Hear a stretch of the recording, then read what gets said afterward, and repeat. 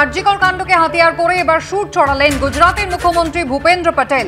BJP শাসিত রাজ্যে ধর্ষণ খুনের মতো ঘটনায় দ্রুত বিচারের উল্লেখ করে এক্স হ্যান্ডেলে তিনি লেখেন, মমতা দিদি, শুধু কথা নয়, আমরা পদক্ষেপ চাই। মহিলাদের সুরক্ষার জন্য পক্সো ও অন্যান্য কড়া আইন রয়েছে, কিন্তু কতটা কার্যকর হবে সেটা পুলিশের দ্রুত ও সঠিক পদক্ষেপের উপর নির্ভর করে। মহিলাদের সুরক্ষা মৌলিক অধিকার, কোনো রাজনৈতিক বিষয় নয়। त्योहार और प्यार लाती है रिश्तों में ढेर सारा मिठास। परंपरा वही, सोच नहीं। आदि मोहिनी मोहन कांजीलाल। জরুরি ভিত্তিতে স্বচ্ছভাবে দায়িত্ব সহকারে আমাদের সবাইকে কাজ করতে হবে।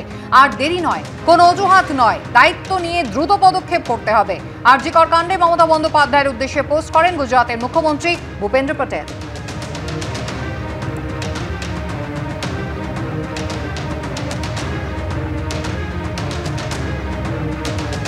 অন্যদিকে আরজিকর কাণ্ডকে সামনে রেখে ধর্ষণ খুনের ঘটনায় সাজা ঘোষণার ক্ষেত্রে নিজের রাজ্যের তুলনা টানলেন গুজরাতের মুখ্যমন্ত্রী ভূপেন্দ্র প্যাটেল।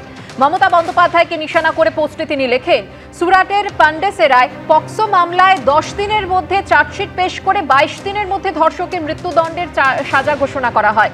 পুনা থানার একটি মামলায় 32 দিনের মধ্যে মৃত্যুদণ্ড হয় ধর্ষকের।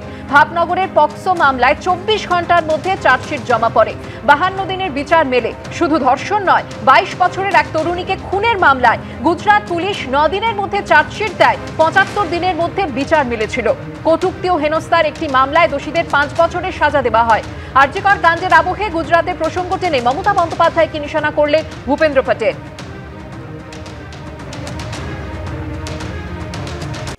সরকারি মেডিকেল কলেজে অন ডিউটি চিকিৎসককে ধর্ষণ ও খুনের ঘটনায় কর্মক্ষেত্রে মেয়েদের নিরাপত্তা নিয়েও প্রশ্ন উঠে গিয়েছে।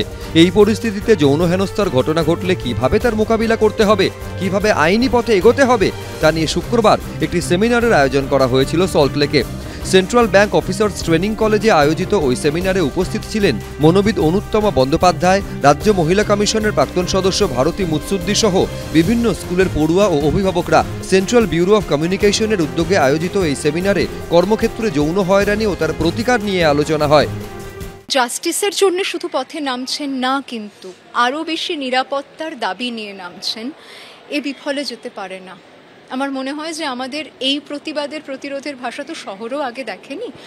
আমাদের হাল ছাড়লে চলবে না, এবং বহু সময় যা অভিপ্রেত তার কাছে পৌঁছানোর জন্য আমাদের ধৈর্য লাগে, এবং যখন বাধা আসে সেটা পেরিয়ে যাওয়ার মতন দৃঢ়তা লাগে। আমার মনে হয় আমাদের শহর রেডি সেটা নিয়ে এগোনোর জন্য। প্রতিবাদটা কেন হওয়া দরকার, এর থেকে অনেক ছোটোখাটো ব্যাপারেও হয়তো প্রতিবাদ হওয়া দরকার, সেইটাই অনেকে জানেন না।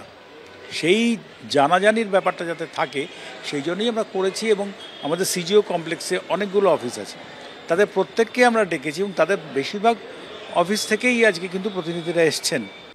একটা আরজিকর কাণ্ড নাড়িয়ে দিয়েছে গোটা সমাজকে। আর যেন এমন অভিজ্ঞতার মুখোমুখি না হতে হয়, এটাই সবার প্রার্থনা। কিভাবে কর্মক্ষেত্রে সচেতন থাকতে হবে, যৌন হয়রানির মতো ঘটনা ঘটলে সঙ্গে সঙ্গে কি করণীয়, তা নিয়েই আলোকপাত করল শুক্রবারের সেমিনার। অতসী মুখোপাধ্যায়ের রিপোর্ট, এবিপি আনন্দ, কলকাতা।